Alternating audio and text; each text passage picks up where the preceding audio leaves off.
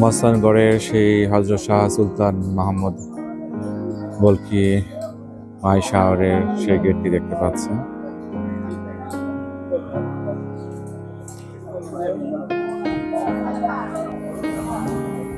Viewers, সেই গেটের পাশে দেখতে পাচ্ছেন সেই মহাস্থানগড়ের বিখ্যাত গর্তটি।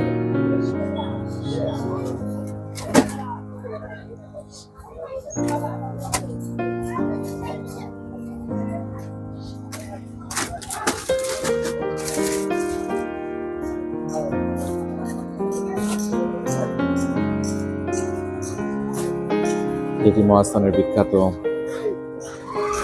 একটি খাবার।